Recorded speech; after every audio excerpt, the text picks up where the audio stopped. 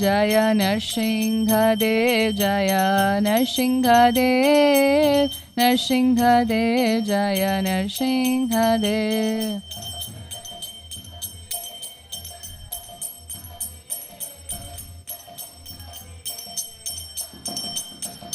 Jaya Gauranitai, Gauranitai, Gauranitai, Jaya Gauranitai.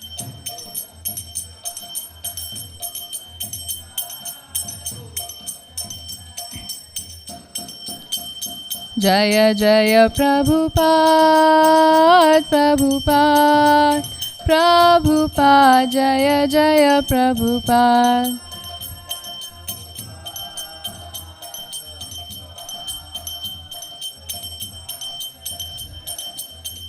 Jaya Jaya Gurudev, Gurudev, Gurudev, Jaya Jaya Gurudev.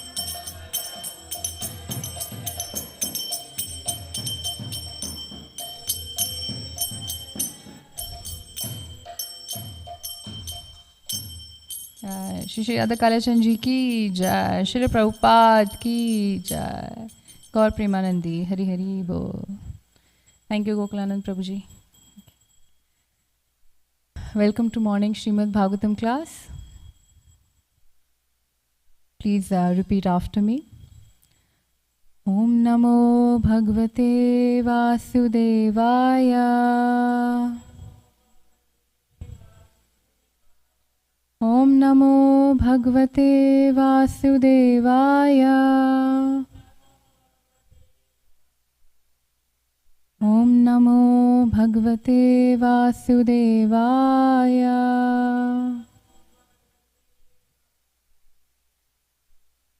Let's chant this mantra together.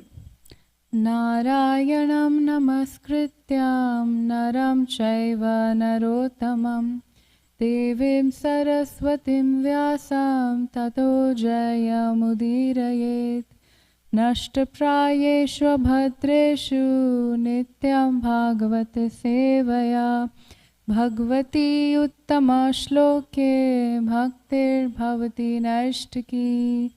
Grantraj Srimad Bhagavatam ki jai. So we're reading from Canto 7, Chapter 6. Prahlad instructs his demoniac schoolmates. So Prahlad has started preaching. We're starting this chapter today, chapter 6. And we're going to cover from text 1 through 8. And the focus verse is text 1. Most of you would have heard of this famous verse. So we'll start reading all the translations one by one. There are 8 verses. But what's happening till now, what has happened is the demoniac king, Hiranyakashipu's son, who is a pure devotee, Shri Prahlad Maharaj, our dear Bhakt Prahlad, who is only 5 years old, is such a pure devotee whose spiritual master is Shri Narad Muni. And this verse that we're going to cover today talks about how a person should start their spiritual life in Kaumar Avastha, which means from birth till 5 age is called Kaumar. So birth till 5 years of age is Kaumar, then comes Pauganda, which is 6 to 10 years of age, and then 11 to 15 is Kishore Avastha, and beyond that is Yavana, the youth. And then of course goes on till the end of Jada and Vyadi, which is old age and disease. Very probably hits us even before 50 now in Kali Yuga. So let's start reading the text 1. Text 1. Prahlad Maharaj said, "One who is sufficiently intelligent should use the human form of body from the very beginning of life. In other words, from the tender age of childhood to practice the activities of devotional service, giving up all other engagements. The human body is most rarely achieved, although temporary like other bodies. It is meaningful because in human life one can perform devotional service. Even a slight amount of sincere devotional service can give one complete perfection." Try. We will come back to this later. Text 2. The human form of life affords one a chance to return home, back to Godhead. Therefore, every living entity, especially in the human form of life, must engage in devotional service to the lotus feet of Lord Vishnu. This devotional service is natural because Lord Vishnu, the Supreme Personality of Godhead, is the most beloved, the master of the soul, and the well-wisher of all living beings. Prahlad Maharaja continued, "My dear friends, born of demoniac families, the happiness perceived with reference to the sense objects by contact with the body can be obtained in any form of life according to one's past fruitive activities. Such happiness is automatically obtained without endeavor, just as we obtain distress." This is so important that sometimes we do so much so many hardships, so much austerity just for happiness. But this is what Prahlad Maharaj is saying, that distress and happiness comes just naturally. Why? Because we've already performed actions for it in previous lives and maybe in this life also. And the reactions, the fruits that we are bearing are actually the results of previous activities. So there are actually 6 things, if anybody can correct me if I'm wrong, which is determined at the time of birth itself. That is honor, dishonor, this is happiness, distress, and there's one more thing. Honor, dishonor, happiness, distress. Yeah, I was thinking fame and infamy, but I think it means the same as honor, dishonor, but maybe fame and infamy. So this is already determined at the time of birth. What you're going, of course, it can be changed if you're a devotee. That's the only thing that can change the fruit of activities, the results of your actions, and even the samskaras. We will talk about that eventually. Yes, Raseshwari, please recite. Endeavor is merely for sense gratification or material happiness through economic development are not to be performed, for they result only in a loss of time and energy with no actual profit. If one's endeavors are directed toward Krishna consciousness, one can surely attain the spiritual platform of self-realization. There is no such benefit from engaging itself in economic development.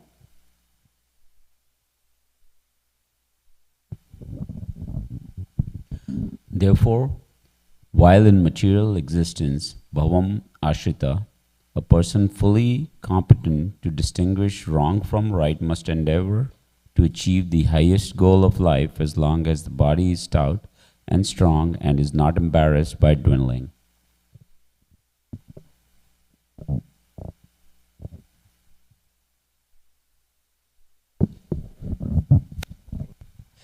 Text 6. Every human being has a maximum duration of life of 100 years. But for one who cannot control his senses, half of those years are completely lost because at night he sleeps 12 hours, being covered by ignorance. Therefore, such a person has a lifetime of only 50 years. Imagine losing a half of your life to sleep. Text 7. In the tender age of childhood, when everyone is bewildered, one passes 10 years. Similarly, in boyhood, engaged in sporting and playing, one passes another 10 years. In this way, 20 years are wasted. Similarly, in old age, when one is invalid, unable to perform even material activities, one passes another 20 years wastefully. So 40 years of your life is gone, plus 50 years of the actual span of life that you have. Srila Prabhupada is taking an example, let's assume 100 years of life, which is so laughable because 100 years we hardly see anybody only entering the Guinness Book of Records. Such a big achievement, right? You've crossed 100 years and you come in the records. But 50% of that 100 years is lost in sleep, and first 20 years is lost in boyhood and youth. And last 20 years is it's saying that it's wasteful because where you're invalid, because the body is dwindling, it is weak. The senses, the ability to hear, listen, see, everything is lost. So 20 years are just gone there. So 40 years is already wasted. Text 8. One whose mind and senses are uncontrolled becomes increasingly attached to family life because of insatiable, lusty desires and very strong illusion. In such a madman's life, the remaining years are also wasted because even during those years, he cannot engage himself in devotional service. So Prahlad Maharaj is saying that those years are lost. Srila Prabhupada is explaining 40 years gone, first 20, last 20. And in between also, how can we expect to do devotional service if the prime years of your life have gone in different consciousness? Because the mind and senses are uncontrollable and you become attached to family life, right? You have lust, you have greed, and that just entangles you. Oh, so that's all. We're reading till text 8 today, sorry. Thank you. So today's focus verse is text 1. It's a very important verse for all parents, all children, everybody, all of us. Please repeat after me. Shri Praharadu Vacha Kaumara Acharet Prajno Dharman Bhagavataniha Durlabham Manusham Janma Tadapya Dhruvamarthadam Kaumara Acharet Prajno Dharman Bhagavataniha Durlabham Manusham Janma Tadapya Dhruvamarthadam. One more time. Kaumara Acharet Prajno Dharman Bhagavataniha Durlabham Manusham Janma Tadapya Dhruvamarthadam. Please recite. Shri Praharadu Vacha Kaumara Acharet Prajno Dharman Bhagavataniha Durlabham Manusham Janma Tadapya Dhruvamarthadam. Shri Praharadu Vacha Kaumara Acharet Prajno Dharman Bhagavataniha Durlabham Manusham Janma Tadapi Dhruvamarthadam. Raseshwari, do you want to try? Shri Prahladu Vacha Kaumara Acharet Prajno Dharman Bhagavataniha Durlabham Manusham Janma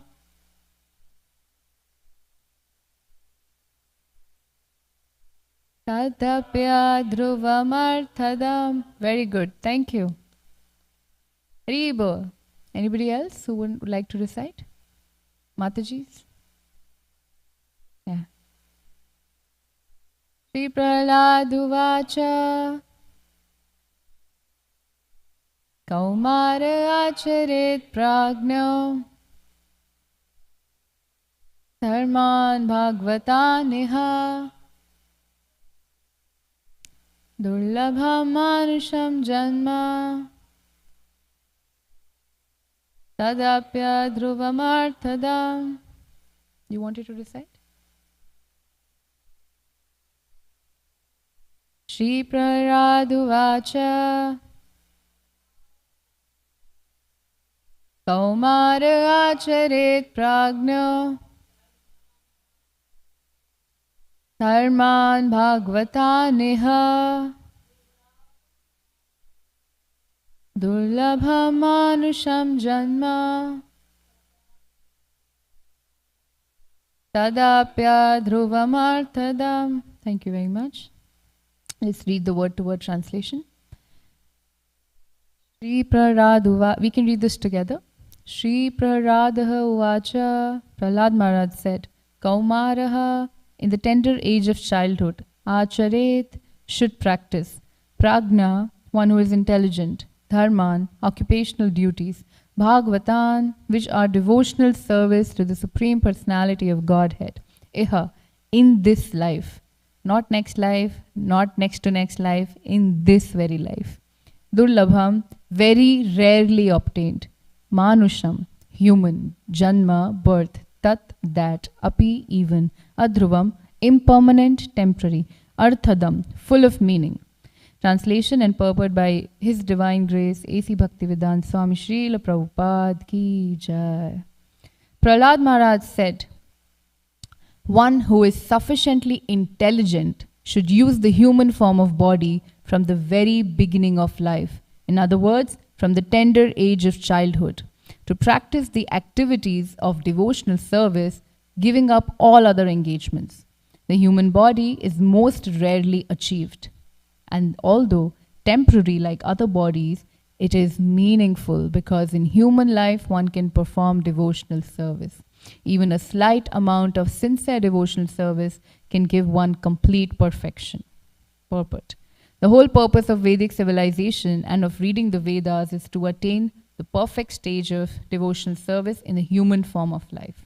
According to the Vedic system, therefore, from the very beginning of life, the brahmacharya system is introduced so that from one's very childhood, from the age of 5 years, one can practice modifying one's human activities so as to engage perfectly in devotional service.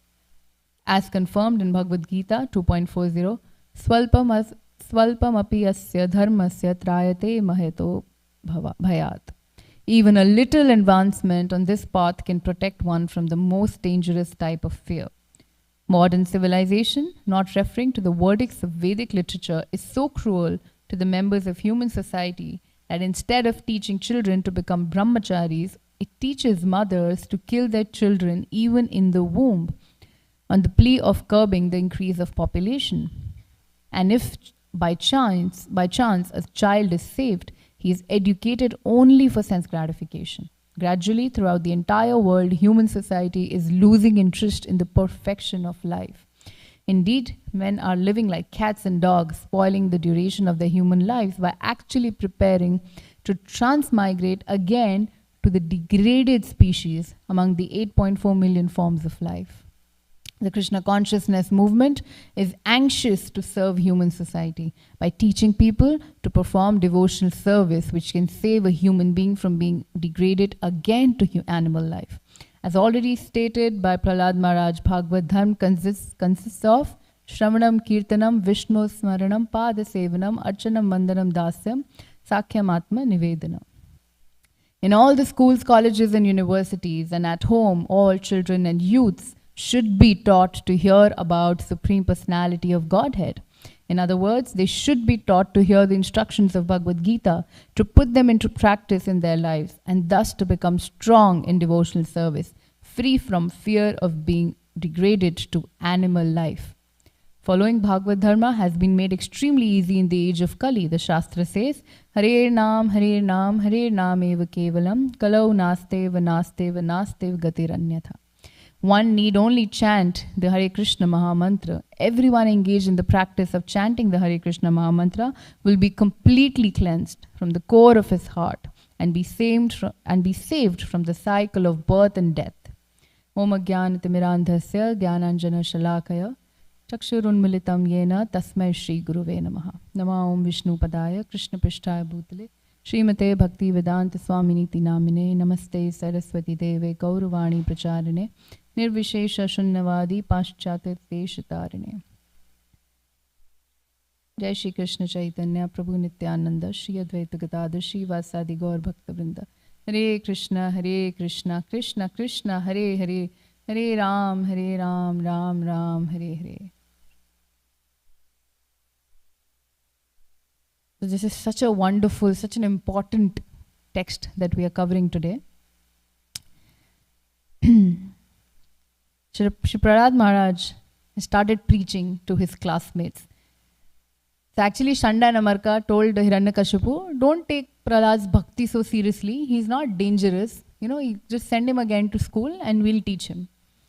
So here Prahlad is turning out to be dangerous in terms of Shanda and Amarka because he's so strong that no matter how many impediments came and will come, but he's so determined in his spiritual life that bhakti is oozing out in the form of preaching. That's what happens when bhakti, when we say the cup is filled, you keep pouring in that cup, it'll overflow. So when your heart is filled with bhakti, preaching to people around you will just be another sign of you enjoying and relishing bhakti. Naturally, you would want to preach. So there are so many aspects that are covered in this verse. It talks about, let's start with the first one, Kamara Acharet Pragno. That an intelligent person takes up bhakti in their Kamara age, which is birth till 5 years of age. An intelligent person. Now, of course, a baby is haven't formed really, we can say, consciousness where they can know, okay, what is right and what is wrong. But this is the duty of the parents. When parents bring a soul in this world, they have taken the responsibility to do that. It is along with that their prime duty to provide spiritual education to their kids. And not wait till, okay, let my child turn 15 or 10 years of age, because then they'll start understanding bhakti. But no, it starts at a very young age. Why? Because think about this, if you want to teach your child how to swim, would you wait till the age of 50 years old and say, okay, now you go and learn swimming? I don't think that person can even, there would be, they probably can. I'm not saying you cannot try new things at the age of 50. That's the new me. I have, crisis and I really want to explore into doing something new. Of course, people can always do at any age, but when you start at a very young age, you are very energetic. You're joyful. You don't have big responsibilities, right? Half of the time, our mind is, not half, most of the time, is filled with fear and apprehensions, right? Okay, will this job work out? Will this relationship work? What do I need to do? I need to go back, earn, impress my boss. I need to get that promotion. Oh, at the same time, my full body checkup came and I really need to take care of my diabetes, blah, blah, blah. So many things, right? There are so many anxieties. And what happens is the most important thing, this vidya that we are providing, this Bhagavatam knowledge is so important. Why? Because avidya, which means lack of knowledge, leads to calm. Material desires, the intensity, the propensity to enjoy. When there is no knowledge, that calm is generated within our hearts. With calm, it leads to karma. We will perform more materialistic activities, day-to-day stuff that people do. And that leads to klesha. That leads to problems. Within the mind, with this body, and around us. So many kleshas happen, right? But it all starts with avidya. So knowledge is so important. And why not give it at such a young age with a child who you have brought in this world, who people have brought in this world, actually deserve to know about Krishna, because that is their only prime relationship. So Kaumara Acharet Pragno means intelligent people who practice bhakti at Kaumar age. Dharman Bhagavatan Iha. So dharman means, I'm sure you all know, means duty, but it also means the nature, right? Like we say, sugar has a nature of sweetness. That's its nature. But what duty are we talking about here? Bhagavatan. The highest duty of a living entity, of a human being, is to practice devotional service. Bhagavatan. So 2 words, Srimad Bhagavatam, and also devotee Bhagavata, right? We always refer Bhagavata as has 2 meanings. So that's our prime duty. That's what Srila Prahlad Maharaj is telling his friends. Iha means this life. So this very life. Because next word that comes, next verse next line comes is Durlabham Manusham Janma.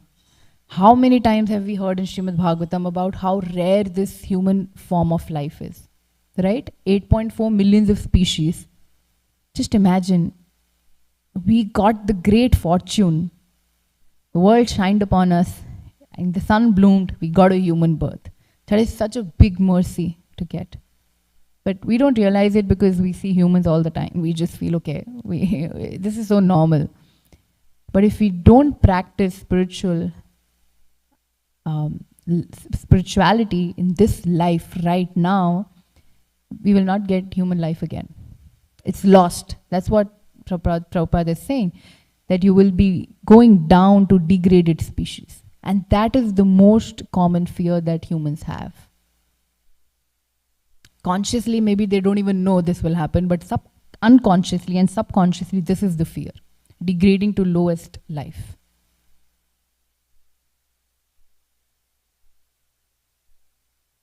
But why do we need to hurry?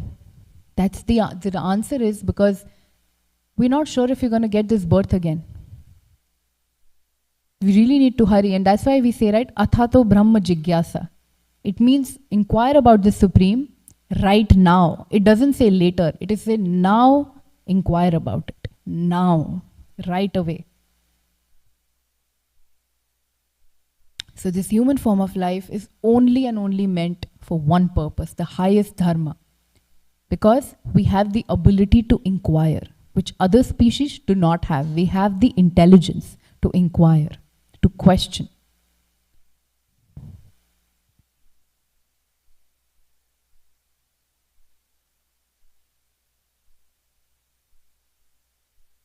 Because as Srila Prabhupada also explains in the purport, Prahlad Maharaj says in the verse actually that first 10 years are lost in you don't know what you're doing. You're a kid. And then comes the youth, which is so, you want to know everything. You want to explore everything. There are new things you get to know. You're in a young body. So 20 years of life is just gone if you don't know about Krishna at all. And now these prime years are actually forming your belief system. This is forming your behavior, your consciousness, everything. So the samskaras that are built, we're actually carrying them, not just started right now in this life. We're carrying those samskaras, means the impressions of the mind. So for example, somebody who you see is constantly getting angry. So anger has become their part of that's their samskara. That's because that's so prominent. Nothing can change it. People come to therapy, people talk for hours, anger management, stress management. Of course, it helps at a very surface level.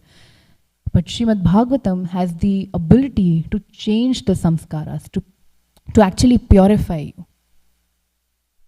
Because, like in Bhagavad Gita, we read in the introduction, right, that when you take bath in an auspicious river like Ganga, your sinful reactions are gone. But when you hear Bhagavad Gita, when you read, hear and understand Bhagavad Gita and Srimad Bhagavatam, the sinful propensity goes away. The ability to perform sinful reactions, it goes away. Because if you just take a bath in a holy river I mean, if you go with that intention, I don't think that still works. That, okay, let me just commit some sins, go back, take a dip in the river, come outside, again perform sins. Just like an elephant takes bath, comes out, rolls in the mud. That's what we do, right? We are rolling in the mud. I want to say something else, but in the mud sounds better. Rolling in the mud all the time. Because we are not understanding Srimad Bhagavatam. We are not understanding the essence of Bhagavad Gita and this that they let us know that's the essence of life. So, as soon as a child learns the ability to hear, start giving them Krishna Katha, pastimes of Krishna and bedtime stories, sing nice Vaishnav songs. Why it has so much power is not because it's coming from you, but it's coming direct from the bona fide scriptures, it's coming direct from Krishna. It has the transcendental vibration, it has purity. So when they learn the ability to chant, to speak, then you help them chant maybe names of Krishna, Madhav, Keshav, Madhusudan, Damodar. Help them learn Kirtan, tell them to recite Narsinghadev prayers. So they have so many abilities, right? They learn to draw. And I see all the time here kids drawing nice Krishna Balram, or, they're always, lecture is happening and their drawings are also spiritual. So that's the right way. And then comes Tadapya Adhruvam Arthadam. It means human life is temporary, but arthadam, full of meaning. It is full of meaning. Because there's so much you can do, right? You can just understand the message of Krishna. You can understand what is the message for me in this life. So it is very meaningful. And what are people doing? Wasting it. हम हिंदी में भी से धुएं में उड़ा दिया, मतलब literally just it's nothing. We're losing the prime age. We're losing everything.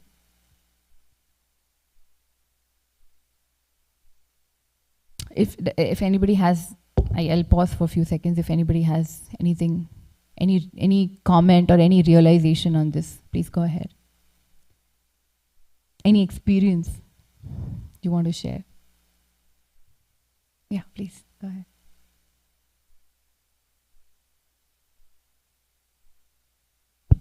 I just remember Srila Prabhupada talking about the years wasted, and I remember one time I asked Rajendra Swami, like we were at like a youth thing or something, and everyone was like, "Oh, being a teenager, there's so many like disturbances," and he's like, "Yeah, this teenager age, you just salvage what you can." So many negative qualities, so many, this and that. Just try to salvage whatever you can. Yeah.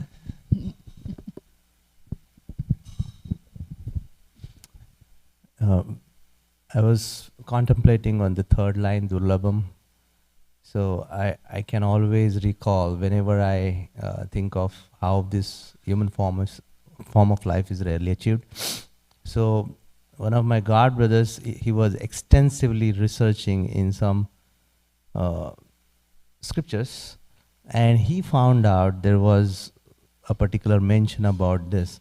He said there are 8.4 million species, and each one of us has to go through every single species, not just that particular species, but every subtype of that species. Like, for example, if a dog species we consider, then each type of dog one has to go through, not just one dog and then you evolve through that species. But when it comes down to human form of life, it is not like that. It's like a snake ladder game. You go up and then Wow. So this is such a golden opportunity, right? I hear this example. Imagine you're in a well. It's dark, there is no light.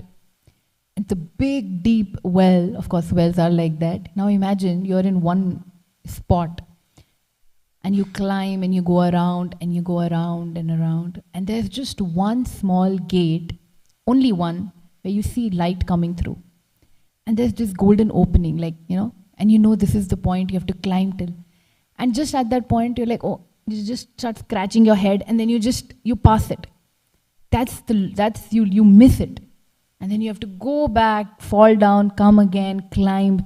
So much effort we have to do. Similarly, this is the golden opportunity, the golden gate that we are actually seeing, that we are reading in the scriptures. We're like, okay, let it go, let me attend my meeting right now, let me take out my phone, scroll through, forget it. That's the scratching of the head that we are doing. And we're losing that golden opportunity. We're literally not realizing how important it is. But the mercy that we have is, what is that one mercy you all think can really help us elevating, advancing in spiritual life? I'm sure there's a lot of answers to this and a lot of mercy, but what do you think, according to you, is the mercy that would really help us in our bhakti? Yeah, of course I can say no to that. Yes, Guru. Definitely. Chaitanya Mahaprabhu, yes. Association, what else? Deeper into that. Tulsi Mataji is saying association, that's the hint. Go deeper. The answer given by the acharyas is Satam Kripa. The mercy of a devotee is really what will... Exactly. The mercy of the devotees. Nothing else. Not that I am doing so much reading, so much chanting, 128 rounds, 64 rounds. Of course that will help. But if you are not serving devotees, we won't get the mercy. I've heard actually so many examples where people have said that, the only service I probably performed for this devotee was just going and greeting him every time I see them. One day I had a problem and I went and shared my heart out. And of course that person didn't help, but that problem went away. That really happens.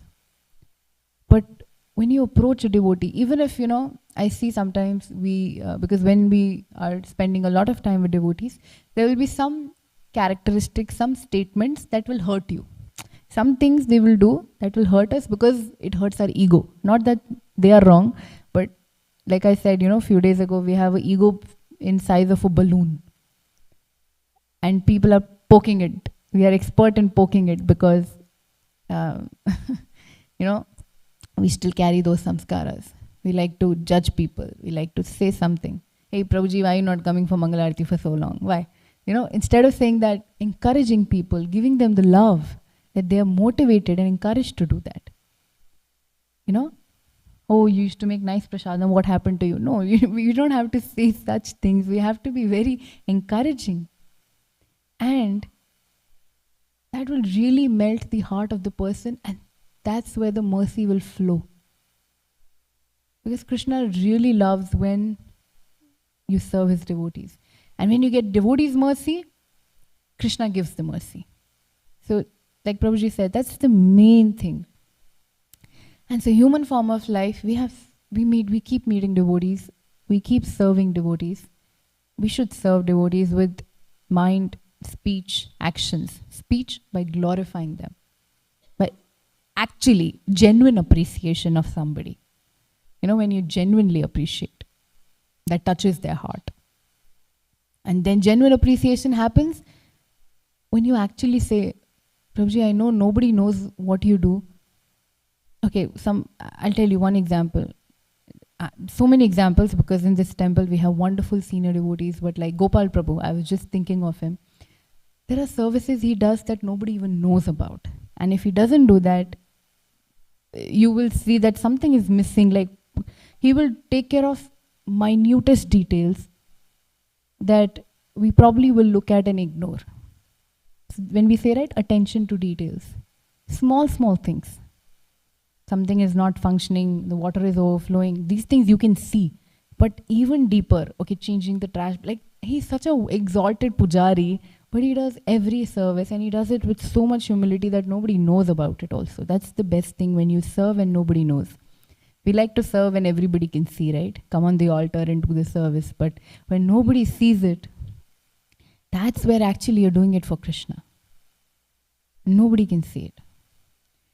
So, and when you serve that person, when you serve that devotee, you get mercy. You get their mercy, and Krishna gives that love to you in your heart. So try, and sometimes I think it helps when we don't have genuine appreciation for, let's say, one devotee, one person, because there are things or something happened. Associate with devotees who appreciate those devotees that you don't like. For example, you don't like person A, but person B loves person A, keeps glorifying. So you understand what exactly person B sees in them, and then you will be able to appreciate it, because you'll be able to see from a different lens. So, yes, coming back to this verse, that human life is so rare that you don't want to wait till the end to start doing something so great.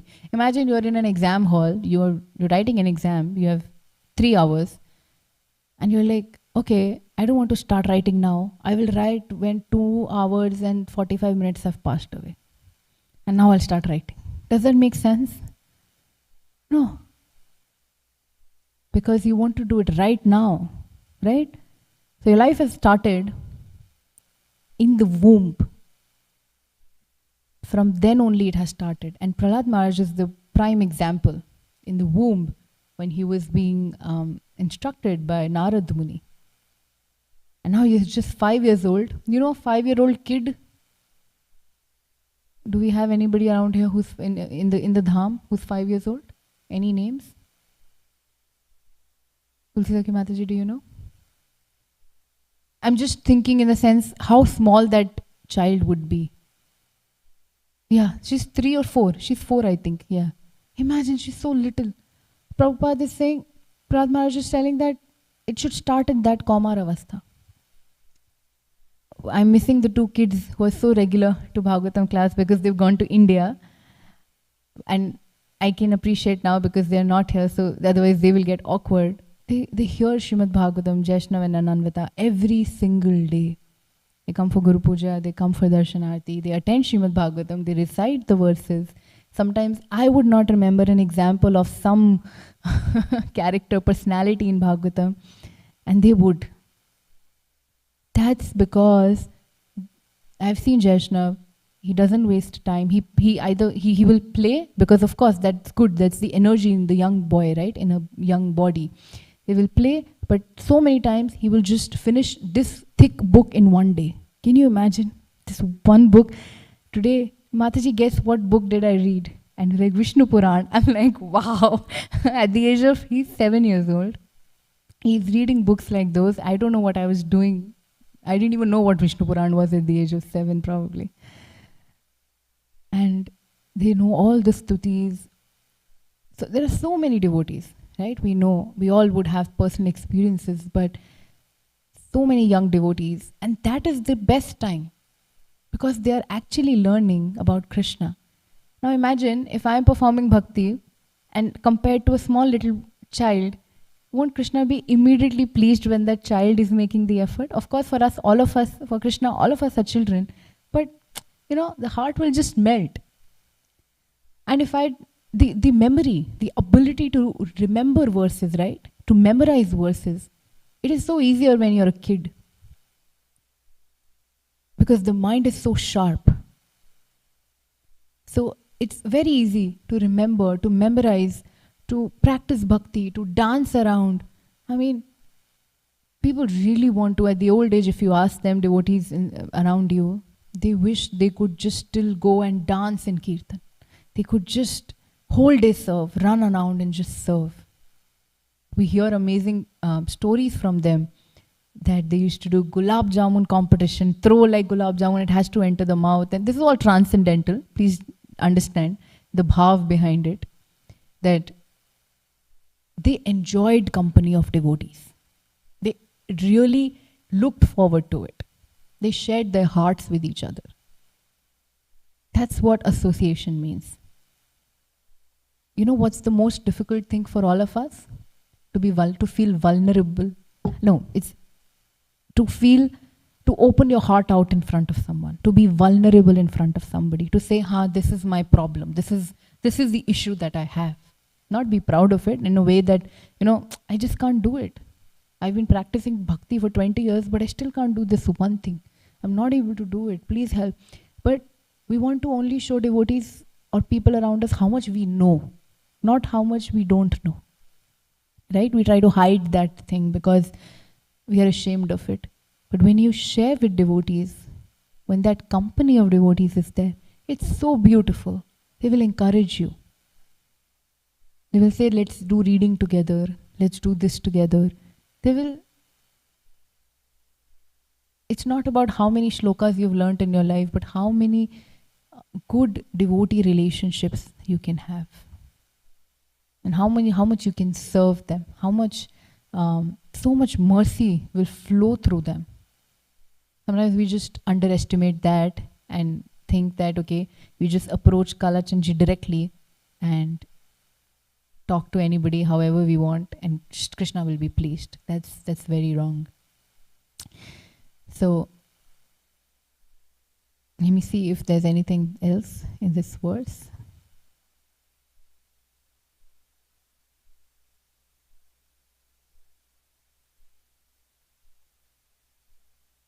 Until then, any question or any comments, please go ahead. Yes, Prabhu.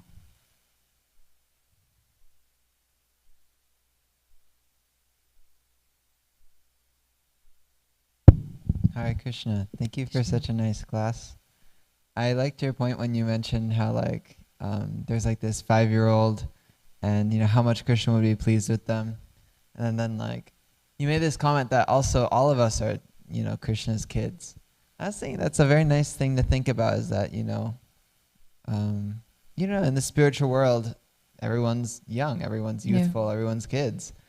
And sometimes we can get very serious or oh, I need to be this big thing. But when we mess up, Krishna just sees us as kids, And when another devotee messes up, we can just look and say, oh, this is a kid. We don't. Prabhupada said that there's no big devotees in our movement. There's only small devotees. So. Wow. Small devotees also means small. So we can think of ourselves in that way. Yeah. Thank you. Thank you. Yes, we have to be childlike.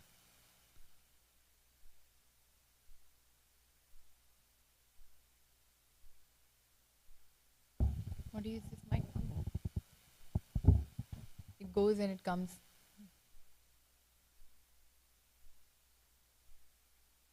Thank you, Jishra Prabhu.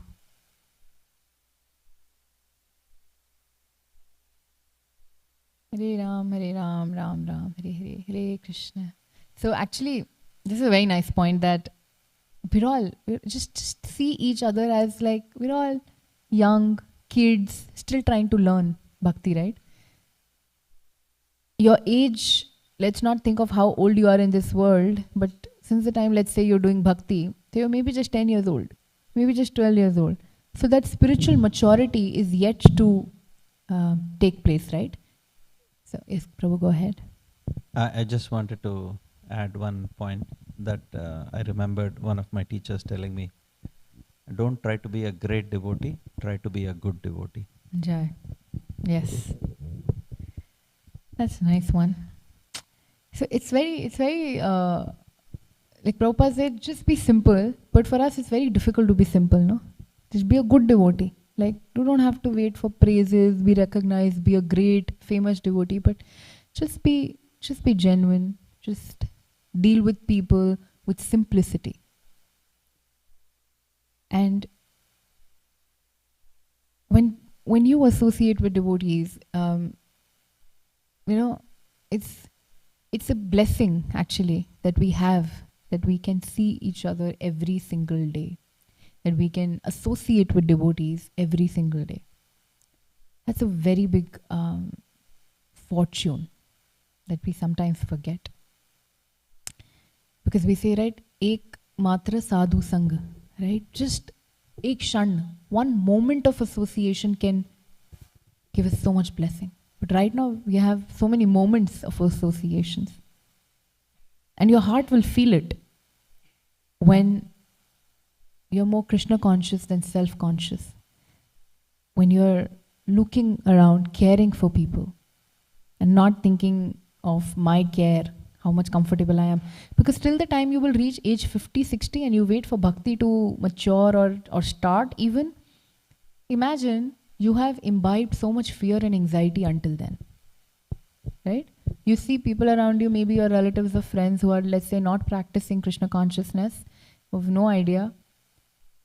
Their consciousness is very different. They are probably constantly in fear, in tension, stress, worried about things, because there's nothing else to look forward to. Just worried, just anger. It's just filled there because there's no knowledge apart from what they are seeing day-to-day life. My Guru Maharaj always gives this example. A master who owns a donkey. What do? They tie a carrot in front of the donkey. So let's say the donkey is walking, so the carrot is also walking ahead. But the donkey has this thing, the more I walk, I'm approaching closer to the carrot. I will enjoy it, right? At the end of the day, the master takes out the carrot, next day puts the carrot back, and then the ass starts walking again. That's us, right? Humans, mostly, waking up in the morning, following that target again, following the day-to-day rat race, thinking one day I will enjoy. One day I will just enjoy. No, nothing to do, full retirement, only luxuries, health will be also okay. But who guarantees that? Who guarantees you will have old age? We can't even guarantee that. Michael Jackson paid millions of dollars to his doctors and said, I don't want to age. We know how many surgeries he got. But nobody can stop a body from aging.